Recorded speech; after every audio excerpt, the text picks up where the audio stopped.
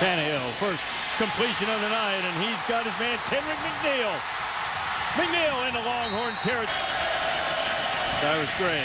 Gray into the open field. Cyrus Gray on his way.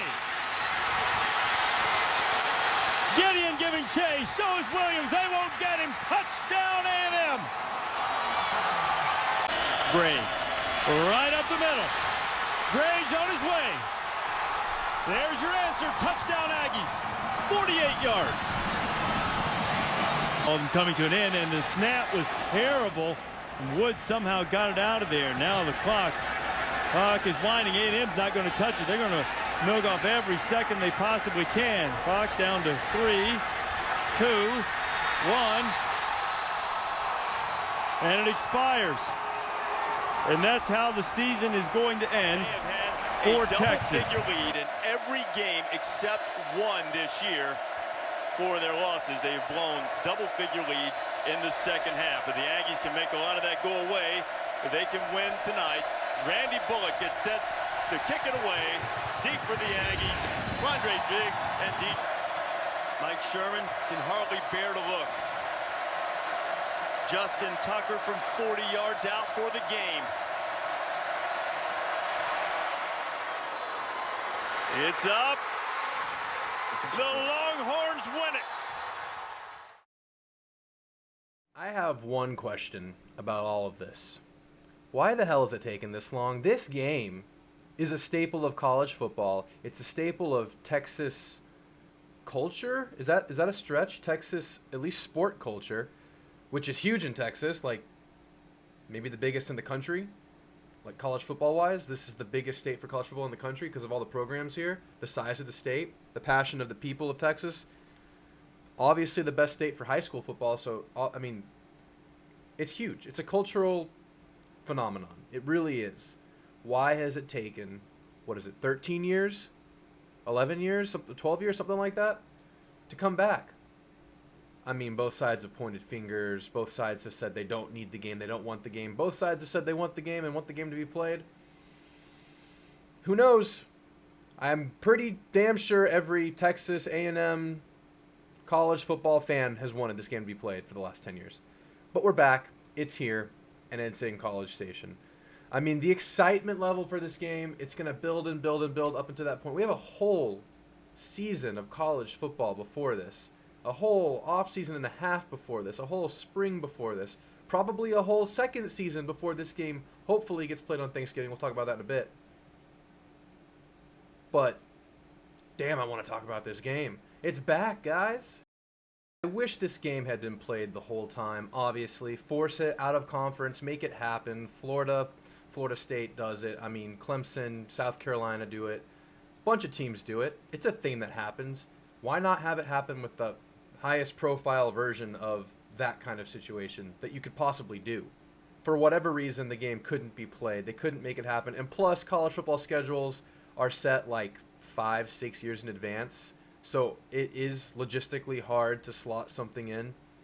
I mean, for both schools, because you're talking about both schools it has to align for. I'm not even sure there was an effort to do that, so this excuse is probably totally moot. It doesn't even matter. There were reasons it didn't happen, but it still should have happened. Regardless, we're talking about it now because conference schedules finally officially dropped. And there were leaks, there were rumors. For a few weeks, we've anticipated this was going to be the case, that this game would be scheduled.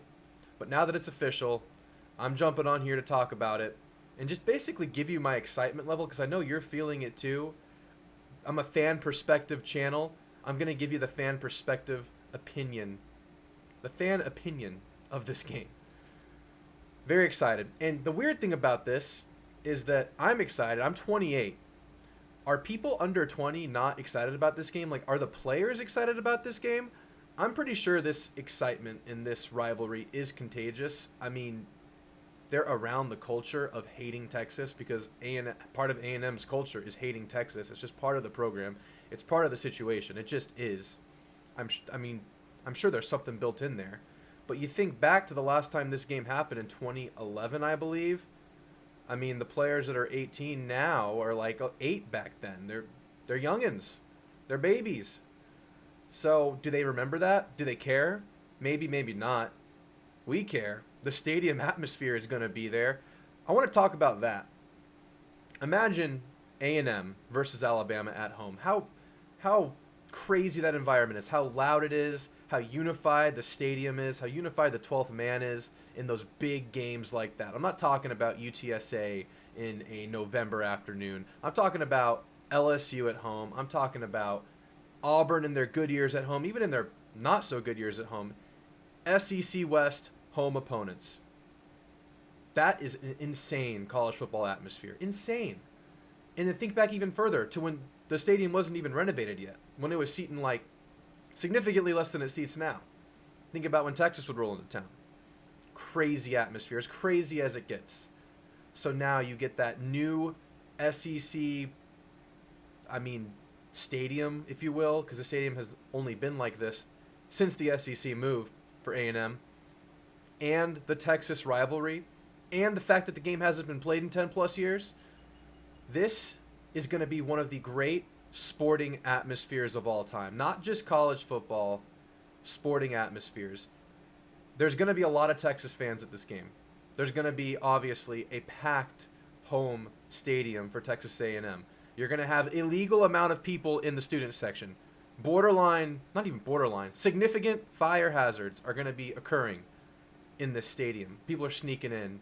People are piling up. You ever sat in the 12th man and they're having to get ushers out there? Are the ushers even going to have a chance to get people out of the wrong sections in this game?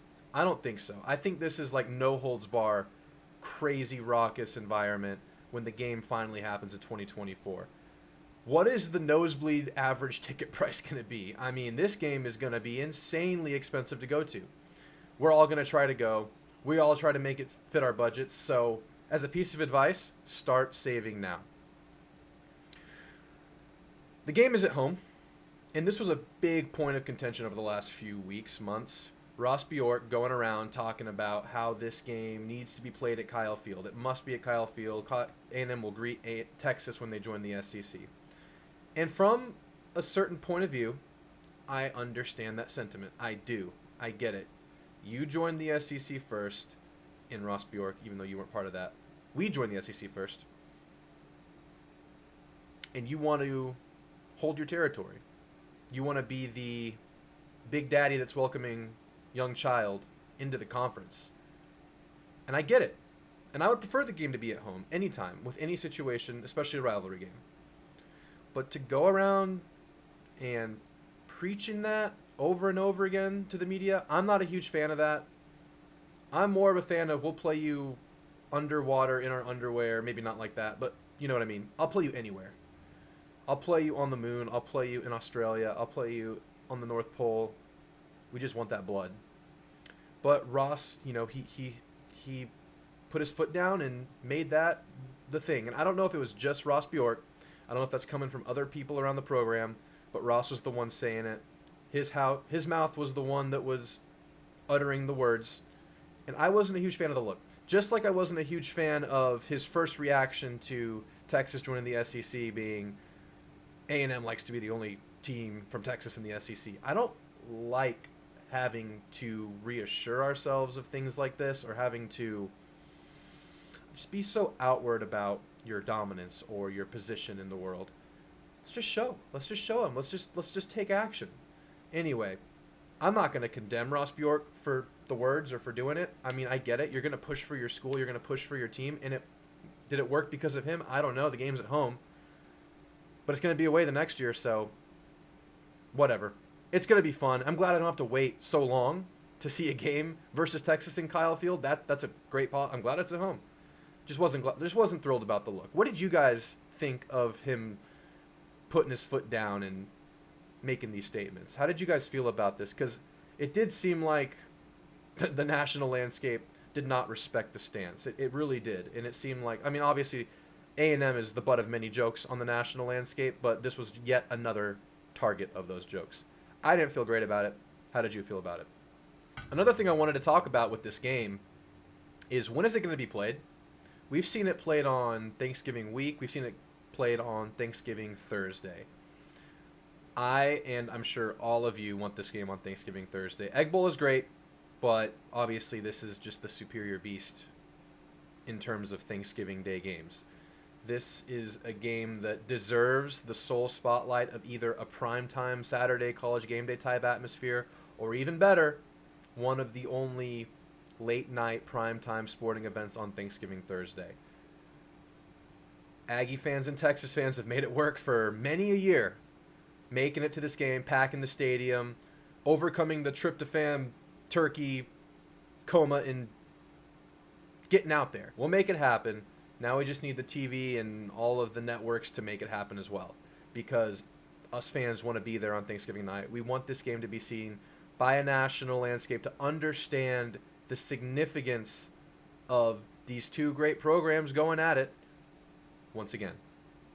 I hope this game is on Thanksgiving. I'll take it anytime, but obviously Thanksgiving night, 7:30 at night, give us a chance to have our Thanksgiving lunches, get out to the game, and we'll be there and we'll be loud. I really want that to happen. Do you? I'm sure you do. You don't even have to answer that question. Just disregard that. And finally, it's hard to project this kind of thing 2 years out. A lot of things can happen, especially in the transfer portal era.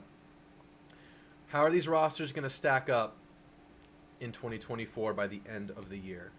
So I just got a little bit of intel from my brother, who is a Longhorn. He has a Longhorn YouTube channel, Texas Platinum. I'm sure most of you won't care to go check them out, but go in there and drop a troll comment or something. They lose a lot, basically. A lot of their stars going into 2024. And this is college football. A star can emerge at any time, from any position, from any player. But you lose a lot of name recognition, a lot of known commodities, if you will, going into 2024 if you're Texas. And that's with the whole 2023 season upcoming. That's with the whole 2 off seasons, a whole several recruiting windows, transfer portal windows, etc. A lot is going to change. But they lose a lot of their stars. And Texas A&M maybe loses a couple of big names. They're going to lose Anias. They're going to lose Damani. There's great potential a lot of the other upperclassmen stay. But the most significant thing is that is the junior year of the 2022 class. The highest rated class of all time at the time. It no longer is after all the transfer portal's out. It's just a fact that it's not. But it's an extremely strong class nonetheless. Very strong. Strongest in A&M history, for sure. But they're going to all be juniors. They can't have graduated. They can't have gone to the next level by then. They can only have transferred out. And by now, the ones that are still here, you would anticipate stay, because they're all the ones that have a very secure, prominent role on the team, and they did last year. All the ones that we've seen play, they're all going into their junior year that year. And that is the year most of them would probably consider to be their likely last year in college football, because a lot of these guys have pro potential, early pro potential, and if they develop the way we think they will this year and then going into next year, that'll be one of their last games as a Texas A&M Aggie. A&M's roster and schedule that year is set up for the highest level of success. Plus, the 12-team playoff starts that year.